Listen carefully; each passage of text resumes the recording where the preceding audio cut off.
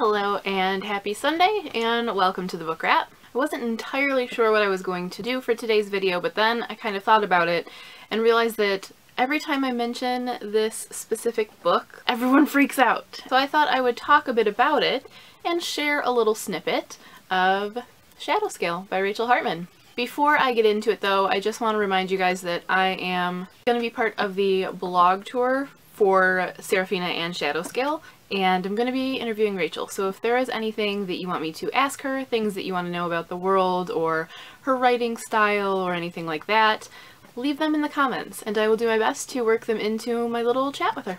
And one other thing before I get into the excerpt, and that is everyone's been asking me, first of all, my general impressions of this, and second, if I think that it's going to be the final book or if it's more of a series. When I was almost done with it, 2/3, 3/4 of the way done, I thought this is probably going to keep going. It's probably going to be a series. But now that I'm finished, I don't think so. I think it's going to be just a really strong duology and leave it at that. As for my general impressions, of course I loved it. Was there ever any doubt that I was going to love it? I think that covers all of that, so I am going to read you this excerpt from right in the beginning in the prologue, from when Seraphina is younger and her uncle Orma is trying to teach her how to lock out these creatures that she finds in her head that sometimes induce these visions and make her lose control. So he's trying to help her in the creation of her mind garden, which is something you'll be familiar with if you've read Seraphina. If you haven't, you might not want to watch this excerpt. But so here we go, a little snippet from the prologue of Shadowscale.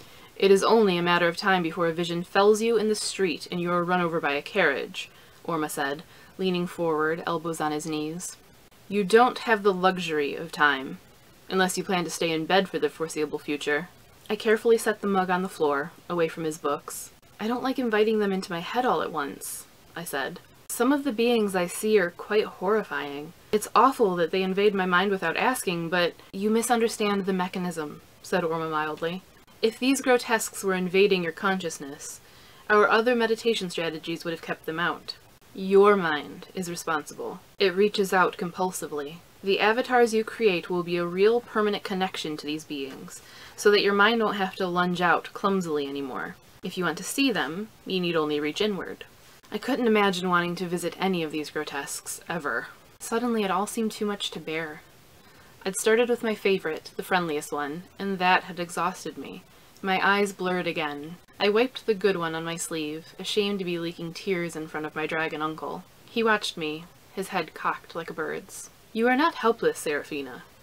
You are... Why is helpful not the antonym of helpless?" He seemed so genuinely befuddled by this question that I laughed in spite of myself. "But how do I proceed?"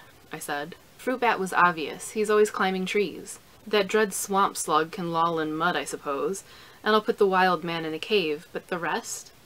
What kind of garden do I build to contain them?" Orma scratched his false beard. It often seemed to irritate him. He said, "Do you know what's wrong with your religion?" I blinked at him, trying to parse the non sequitur. "There's no proper creation myth," he said. "Your saints appeared 600–700 years ago and kicked out the pagans, who had a perfectly serviceable myth involving the sun and a female oryx, I might add. But for some reason, your saints didn't bother with an origin story."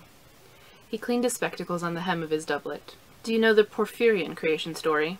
I stared at him pointedly. "My tutor woefully neglects Porphyrian theology." He was my tutor these days. Orma ignored the jibe. "It's tolerably short. The twin gods, necessity and chance, walked among the stars. What needed to be, was. What might be, sometimes was." I waited for the rest, but that seemed to be it. "I like that myth," he went on. "It corresponds to the laws of nature, except for the part where there are gods." I frowned, trying to understand why he was telling me this. "Is that how you think I ought to create the rest of the garden?" I hazarded.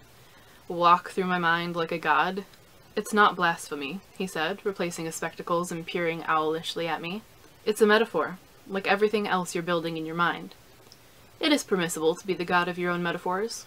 "Gods aren't helpless," I said, with more bravado than I felt. "Seraphina isn't helpless," said Orma solemnly. "This garden will be your bulwark. It will keep you safe."